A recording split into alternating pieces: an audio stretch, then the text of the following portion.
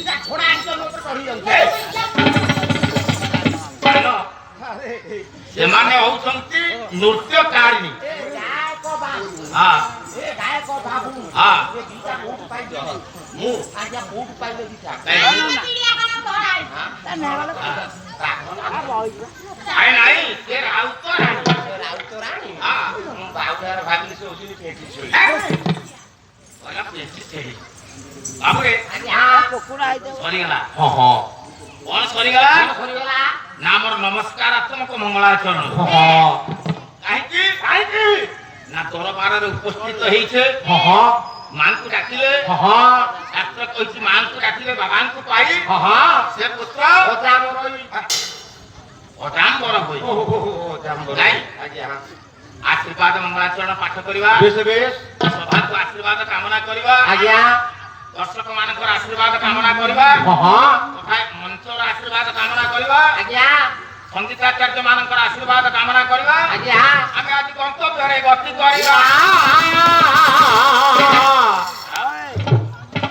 ମାଧ୍ୟମରେ ଆଶୀର୍ବାଦ କାହିଁକି ନା ପ୍ରତ୍ୟେକ କଳାର ପରମ୍ପରା ରହିଛି ଆମେ ମାନେ ତ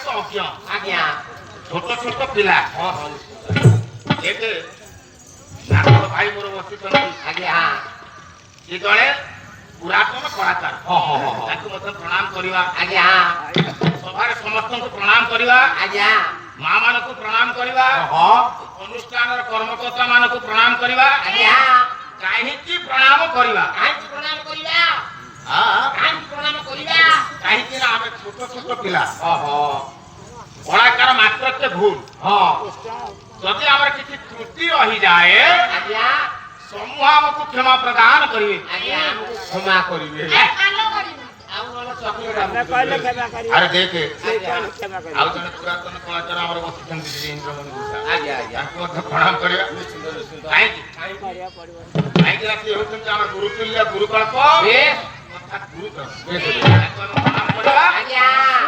ଆଶୀର୍ବାଦ କିଏ ପାଠ କରିବା ଶ୍ଳୋକ ମାଧ୍ୟମରେ କେତେ ଚରଣ ଶ୍ଳୋକ ଦି ଚରଣ ଶ୍ଳୋକ ଆରେ ଚରଣ କହିଲେ ପାଦ ଶ୍ଳୋକଟି ହେଉଛି ଦି ପାଦ ଏ ଦି ପାଦ ଶ୍ଳୋକ ପାଠ କରିବା ଆଶୀର୍ବାଦ କରି ଗନ୍ତବ୍ୟ ପଥରେ ଯିବା ଲେଖିଲେ କବିଶ ପତ୍ରା ନବଜାତ ହାରି କୁମାର ଜାତ ଶଶି ଖଣ୍ଡ ମୌଳି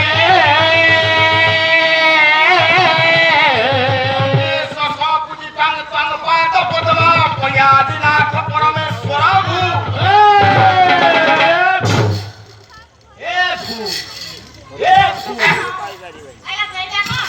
ଭୂ କଣ ଜାଣିବୁ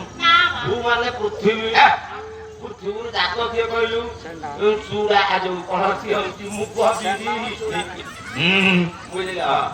ସେଇଆ କୋଉଠି ଥେଲୁ କହିଲୁ ଆରେ ମୁଁ ଖଣ୍ଡଗିରି ଗୁମ୍ଫାରେ ଥିଲି ଆଟା ମାଙ୍କଡ ମୁଁ ବା ତାଙ୍କ ଜିରା ମାଙ୍କଡ ମାନଙ୍କର ଖାଦ୍ୟ ହଉଛି ମୁଗ ବିରି ନାଇଁ ମୁଁ ପଢିଲି ଆଶୀର୍ବାଦାତ୍ମକ ମଙ୍ଗଳାଚରଣ ଶ୍ଳୋକ ତୁ କହୁଛୁ ମୁଗ ବିରି କୋଳଥ ଆଉ ନୁହେଁ କଣ ଆରେ ବୁଝିଛୁ ବୁଝୁଛି ମାନେ ମୁଁ ବା ଠାକୁର ପୁରାପୁରି ପୋଖତି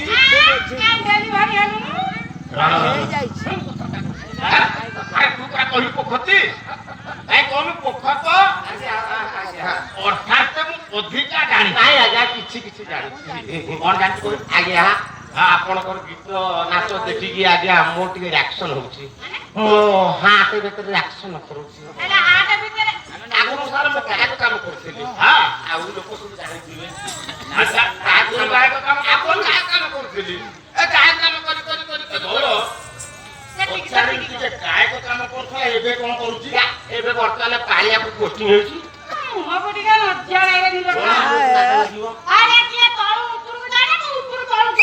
ତଳେ ତ ସବୁ ଅଛି ଉପରେ କଣ ଅଛି କି ତଳେ ସବୁ ଆଚ୍ଛା କହିଲୁ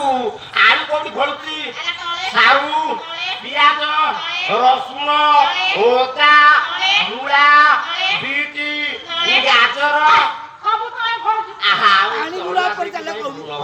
ଆଉ ଉପରେ କଣ ଅଛି କି ଶୁଣୁ ମୁଁ ଆଜ୍ଞା ଗାୟକ ହେବି ହଁ ମତେ 2 ମିନିଟ୍ ସମୟ ଦିଅନ୍ତୁ। 2 ମିନିଟରେ ଗାଇ କର ଆପଣ ଯୋଉ ଆଶୀର୍ବାଦ ମଙ୍ଗଳାଚରଣ ପାଠ କଲେ ଆରେ 2 ମିନିଟରେ ତୁ ମଙ୍ଗଳାଚରଣର ଅର୍ଥ କହିଦେବୁ ଆଜ୍ଞା ସଭା ରଖିପାରିବୁଟି ନିଶ୍ଚିତ ଆଜ୍ଞା ହଁ ଆପଣଙ୍କୁ ଆଜ୍ଞା ଗୋଟେ ପ୍ରଶ୍ନ ପଚାରିବି ওই আশীর্বাদ মঙ্গলাচরণ কেতে লাগে রে ভক্ত ତିନି না কিছু জনা নাই মানে? ମୁଁ ଆଗରୁ କହୁନଥିଲି ମୁଁ ଗାଁ କାମ କରୁଥିଲି କି ଆରେ ମତେ ଜଣା ନାହିଁ ହଁ ଆଚ୍ଛା ତୁ କହିଲୁ କେତେ ପ୍ରକାର 8 ପ୍ରକାର 8 8 ବାପା ଆରେ 8 ପ୍ରକାର ମଙ୍ଗଳାଚରଣକୁ ଦେଖିଛି କିଏ ରଙ୍ଗିଆ ମା ବୁଢୀ ରଙ୍ଗିଆ ବାବୁ ମୁଁ ପ୍ରମାଣ ଦେବି ମୁଁ ପା ଆଗରୁ ଜାଣିଛି ଆଚ୍ଛା କହିଲୁ କଣ କଣ ସେ ଆଶା ପିଲାମାନେ ମନେ ଦେବି ଶୁଣ ପରୀକ୍ଷାରେ ସବୁ ଲେଖିବି ଆଶୀର୍ବାଦ ମଙ୍ଗଳାଚରଣ 8 ଭାଗରେ କଣ କଣ ଆଚ୍ଛା ସାରେ ମୁଁ ଯଦି ଗାୟକ ମୁଁ ପିଲା ସାଙ୍ଗରେ ଆଣିନି ଆପଣ ଯଦି ଦିଟା ରାଉତ ଆଣି ଆଣିଛନ୍ତି ମତେ ଧାରେ ଦିଅ ଆଉ ମୁଁ ଧାର ଦେବି ଧାର ନାଇଁ କଦଳୀ ଗୋଟେ ଚକଟା କଦଳୀ ହବନି ଆଚ୍ଛା ପିଲାମାନେ ପଇସା ରେ ଖାଇବ ନା ଖାଇବ ଏ ପଇସା ପତ୍ର ନେବେ କି ଆଚ୍ଛା ସେ ରାଉତ ରାଣୀ ଏ ରାଉତ ରାଣୀ ତମ ହାତ କେତେ ଟଙ୍କା ଦଉଛନ୍ତି ଏ ନାଇଁ ମୁଁ 8 ଦେଇ ପଟେ ହାଫ ଦେବି ଏ ରାଉତ ରାଣୀ ଏ ତମ ସାତ କେତେ ଟଙ୍କା ଦଉଛନ୍ତି ନାଇଁ ମୁଁ ହାଫ ଦେବି ହାଫ ଦେଇପାରିବି ଆଚ୍ଛା ଗାୟକ ପୁଅ ମତେ ଟିକେ ସାହାଯ୍ୟ କର ପାନ ବିଡ଼ି ଦେବି ସାତ କରିବାକୁ ନାଇଁ ମୋର ଧର ଏ ହେ ମୋ ପଦ ଧର ଧର ଧର ଆଜି ପ୍ରଥମରେ ବନ୍ଧୁ ଅଛି କାଳିଆ କୁକୁରରେ ଗଲା କାଳିଆ କୁକୁର ଦ୍ୱିତୀୟରେ ବନ୍ଧୁ ଅଛି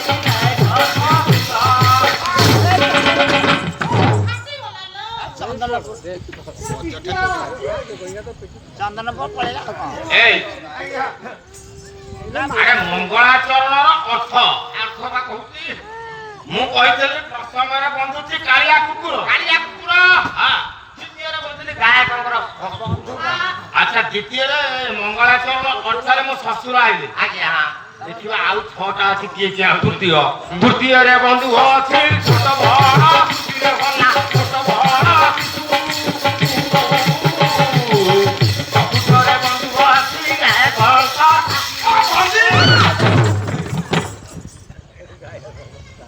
ଆଉ ସମସ୍ତେ ପାଗଳା ହେଇଗଲାଣି ଏଇଟା। ତୃତୀୟରେ ବନ୍ଧୁ ଛୋଟ ବଡ଼ ଶିଶୁ ହଁ ଭଲ ହେଲା ଚତୁର୍ଥରେ ଆସିଲେ ଗାୟକଙ୍କର ଶାଶୁ ଜାଣିପାରୁନାହାନ୍ତି ଭାରି ଭଲ ପାଉ ଆଉ ଆଚ୍ଛା ପଞ୍ଚମ ଷଷ୍ଠ ପଞ୍ଚମରେ ବନ୍ଧୁ ଅଛି ମହାଭଦ୍ରାକାରୀ ମହାଭଦ୍ରାକାରୀ ଷଷ୍ଠରେ ବନ୍ଧୁ ଅଛି ଗାୟକ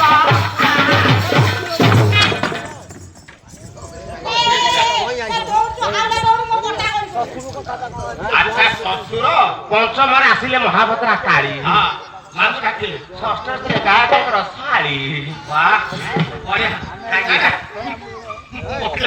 ଆଉ ସପ୍ତମେ ତମରେ ବନ୍ଧୁ ଅଛି ମାଲୋବୀର ତମରେ ବନ୍ଧୁ ଅଛି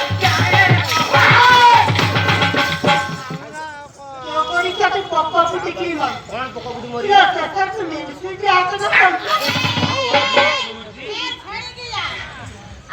କଣ ସରିଲା ନା ଆଉ ଅଛି? ନା ମୁଁ ଯୋଉ କଥାଟା କହିଲି କଣ ସାରା ଭୁଲ କହିଲି କାଇଁ କରିବା କହିଛି ପିଲାମାନେ ପରୀକ୍ଷାରେ ପୁରା ସବୁ ଲେଖିବ ମୁଁ ସାରା କଣ ଭୁଲ କହିଲି ଆପଣ ପରିବାର ବର୍ଗ କଥା କହିଲି ଆଉ ଆପଣଙ୍କ ବାପା ଯେ ଗୋଟେ ମୋ ବାପା ସିଏ ନୁହଁ ହଁ ଆପଣଙ୍କ ବାପା ଯେ ମୋ ବାପା ସିଏ ନୁହଁ ଆରେ ପିତୃତୁଲ୍ୟ ଆପଣଙ୍କ ମା ଯିଏ ମୋ ମା ସିଏ ମାତୃତୁଲ୍ୟ ଆପଣଙ୍କ ଭଉଣୀ ଯିଏ ମୋ ଭଉଣୀ ସିଏ ଭଗିନୀ ତୁଲ୍ୟ ଆପଣଙ୍କ ଦାଦା ଯିଏ ମୋ ଦାଦା ସିଏ ହଁ ଆପଣଙ୍କ ସ୍ତ୍ରୀ ଯିଏ ମୋ ସ୍ତ୍ରୀ ସିଏ ଆରେ ସେଇଟା କେମିତି ହବ ବାଉଲାର ଭୁଲ ହେଇଗଲା ଏଠିକା ଆଜ୍ଞା ଭୁଲ ହେଇଗଲା ବାଡେଇବେ କାଳେ ଆପଣ ହଉ ଗୁଣି ଗଣ ଭୂଷଣ ମୋଟେ ରସବଣ ହଉ ହଉ ମତେ ମତେ ଗାଇ ଯାଉ ଯାଉ ହଉ ହଉ ହଉ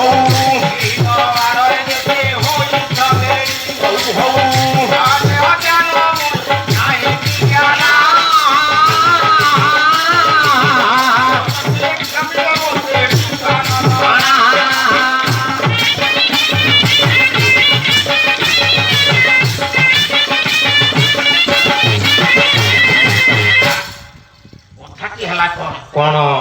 ବାପାରେ ଶ୍ଳୋକ ମାଛ ମାଧ୍ୟମରେ ମଙ୍ଗଳାଚରଣ ହଁ ହଁ କଣ ଲେଖିଲେ ଶ୍ରୀହର୍ଷ ପଣ୍ଡିତ କଣ ହଁ କବିତ୍ରପତ୍ରା ନଗଜାତ ହାରି